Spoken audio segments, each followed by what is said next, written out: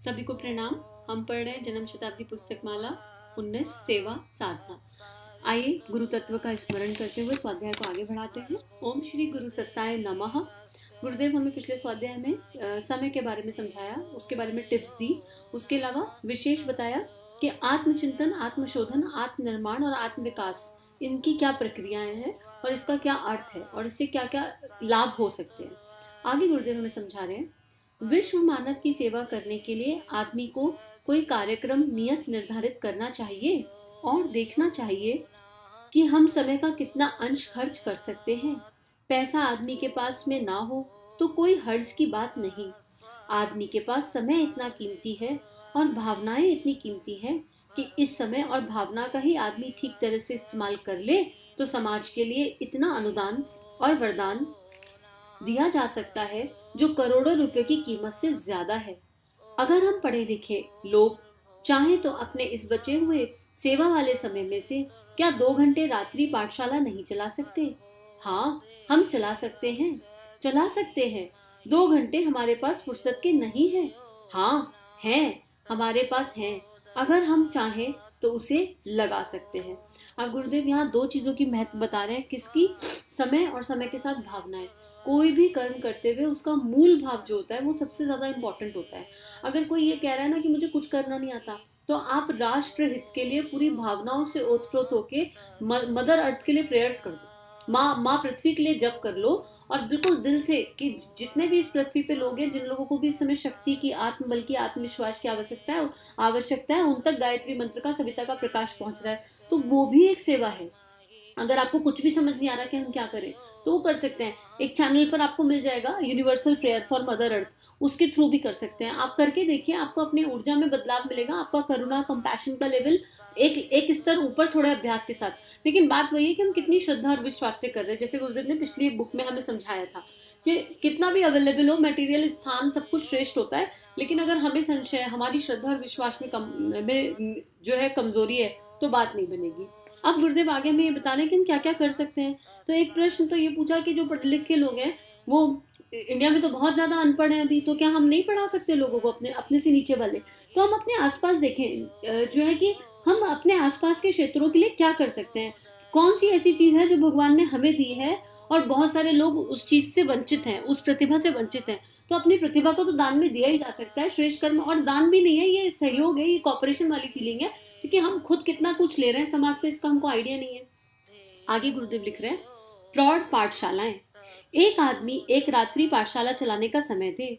जिस तरीके से हमारी योजनाओं के अंतर्गत केवल साक्षरता ही नहीं, साक्षरता के साथ विचार क्रांति और ज्ञान यज्ञ और सही ढंग से सोचने के तरीके को सिखाने के लिए विद्यालय स्थापित किए जाएं। ऐसे विद्यालय अपने मोहल्ले में, गली में, कस्बे में, गांव गांव में चलाए जा सकते हैं। लोगों को शिक्षित बनाने के लिए, विद्यावान बनाने के लिए हमें रात्रि पाठशाला की सख्त जरूरत है। हर जगह रात्रि पाठशाला चलाई जानी चाहिए। और इसमें करना क्या है? इसमें गुरुदेव किसकी बात कर रहे हैं? विद्या की।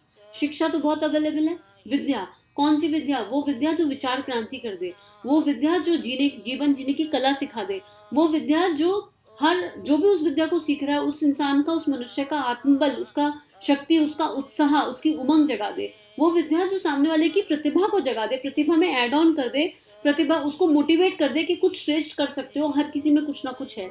ऐसी विद्या, ऐसी साक्षरता देनी है दूसरे को, और वो जब अपने अंदर रेडिएट होगी तभी तो किसी को दे सकते हैं। तो आगे गुरुदेव यही लिख रहे हैं, इसी को समझा रहे हैं कि प्रौढ़ पाठशालाओं के माध्यम से साक्षरता का प्रचार करना चाहिए और साक्षरता के साथ साथ मनुष्य के जीवन की समस्याओं के समाधान करने वाली विचारणाओं को देने का प्रयत्न करना चाहिए। आर्ट ऑफ लिविंग सिखानी है सामने वाले को। अब सेकंड पे क्या बता रहे हैं? देव मंदिर पुस्तकालय, ये थी सेवा नंबर 1। कौन सी है सेवा नंबर 1? प्रौढ़ पाठशालाएं, यानी जो हमने सीखा, हमने समझा, हमने अपने जीवन में उतारा, उसे जन जन तक बांटना। ठीक है, और वो किसी भी फॉर्म में आप कर सकते हो। अब टेक्नोलॉजी का उपयोग किया जा सकता है। जिस समय गुरुदेव ने किताब लिखी थी उस समय ये यूट्यूब, व्हाट्सएप, सोशल मीडिया इतना अवेलेबिलिटी नहीं थी, तो लेकिन अब हमारे पास बहुत कुछ अवेलेबल है। हम ऑनलाइन लोगों से जुड़ सकते हैं। अगर आपको लगता है कि आपके आसपास कोई नहीं है तो आप ऑनलाइन लोगों से जुड़ना शुरू कर दो। जो आपको आता है श्रेष्ठ विचारों के साथ, श्रेष्ठ भावनाओं के साथ, उसको समाज के खेत में बोना शुरू कर दो। इन शॉर्ट सेवा नंबर 2, जैसा कि अभी अभी ज्ञान यज्ञ के अंतर कहा गया था, हमको एक देव मंदिर हर जगह स्थापित करना चाहिए। देव मंदिर वह नहीं जिसमें पत्थर की मूर्तियां रखी गई। देव मंदिर वह है जहाँ ज्ञान रखा हुआ है। ज्ञान रखा हुआ है, असली भगवान का मंदिर उसी को कहते हैं।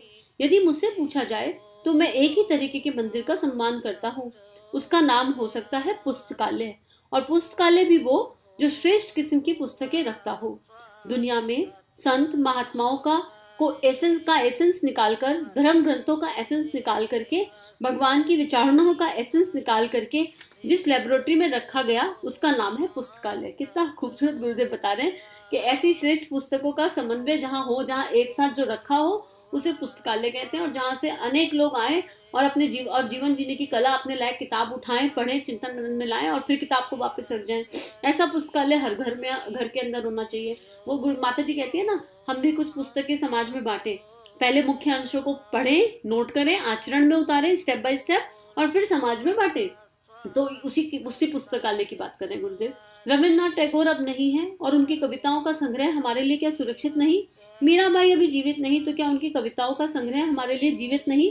सूरदास से लेकर तुलसीदास तक, और रैदास से लेकर कबीरदास जी तक, और सुकरात से लेकर अफलातून तक, ईसा मसीह से लेकर अमुक तक महामानव इस विषय में हुए हैं, इस विश्व में हुए हैं, जिन्होंने विश्व मानव के लिए अनेक अनुदान दिए हैं, एक से बढ़कर एक ज्ञान दिया।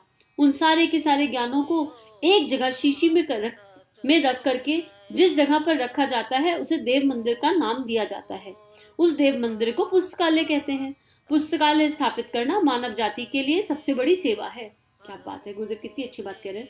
मन को प्रसन्नता और आनंद हो रहा है। ये श्री प्रिया चैनल को गुरुदेव एक पुस्तकालय के जैसे कन्वर्ट कर दें आगे, अगर उनकी इच्छा हो। पुस्तकालय से बड़ा मंदिर हो ही नहीं सकता कहीं, क्योंकि उसके अंदर जीवित रखा हुआ ज्ञान है, और ज्ञान मानव जाति के लिए सबसे बड़ी संपदा। ज्ञान जिस जगह पर रखा हुआ है उस जगह पर सारे के सारे ऋषि बैठे हुए हैं, महात्मा बैठे हुए हैं। रात को 2 बजे जरूरत पड़ती है हमको तो पुस्तकालय खोल देते हैं, किताब खोल देते हैं, किताब लेकर पढ़ना लिखकर शुरू कर देते हैं। हम रविन्द्रनाथ टैगोर से सत्संग कर रहे हैं, और मरे हुए महात्मा गांधी से रात को 1 बजे सत्संग करना हो, 4 घंटे सत्संग करना हो, तो उनकी पुस्तक खोल ली जाए और महात्मा गांधी जी ठीक 1 बजे बात शुरू कर दीजिए और 4 घंटे जारी रखिए। ये एकदम सत्य है गुरुदेव की बात। गुरुदेव शरीर में कहाँ है? नहीं है ना शरीर में, लेकिन जब हम उनकी किताबें पढ़ते हैं और स्वाध्याय को करते हैं तो ऐसा लगता है जैसे सामने बैठ के गुरुदेव से संवाद चल रहा हो, उन्हीं से सीख रहे हो, उन्हीं से समझ रहे हो।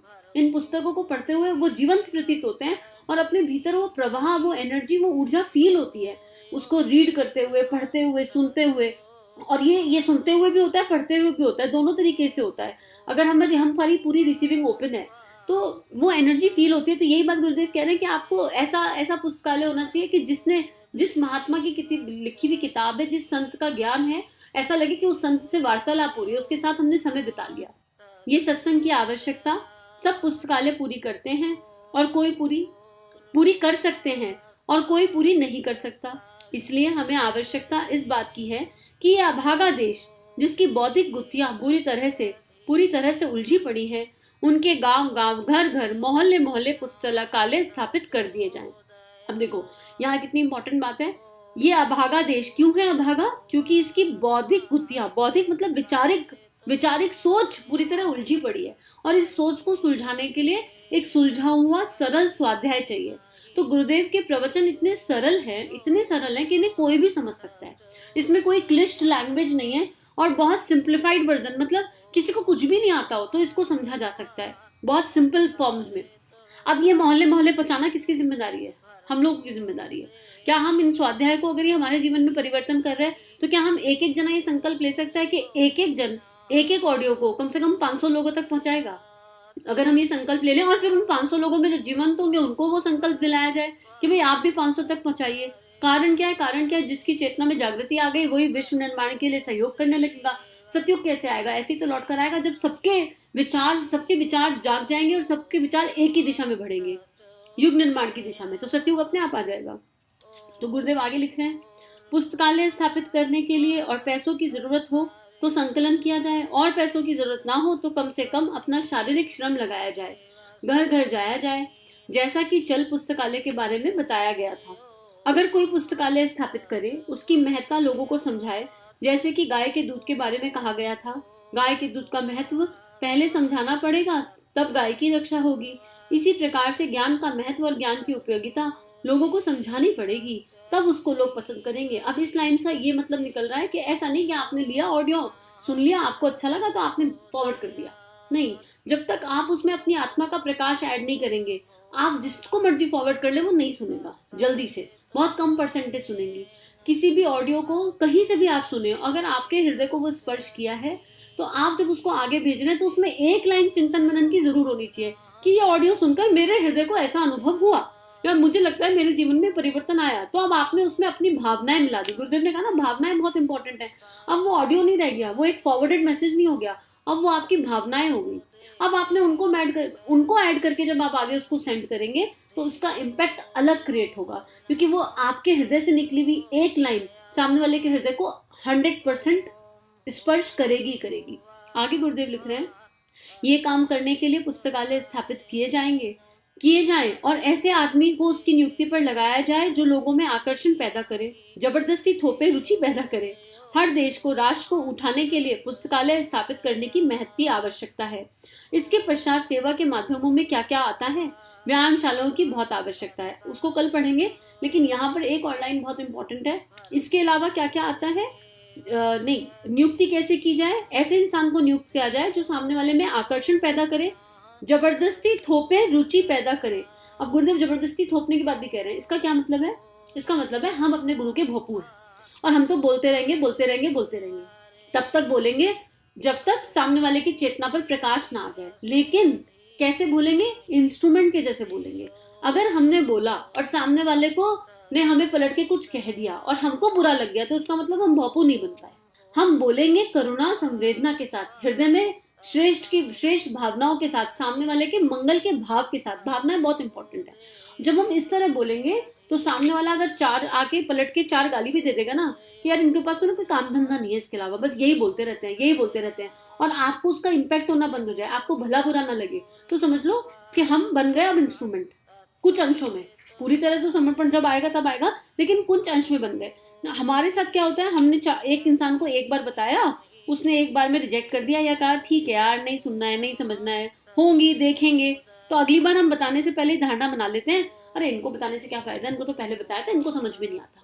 ये धारणा किसने बनाई? अगर हम सच्चे इंस्ट्रूमेंट होते तो ये धारणा नहीं बनाते।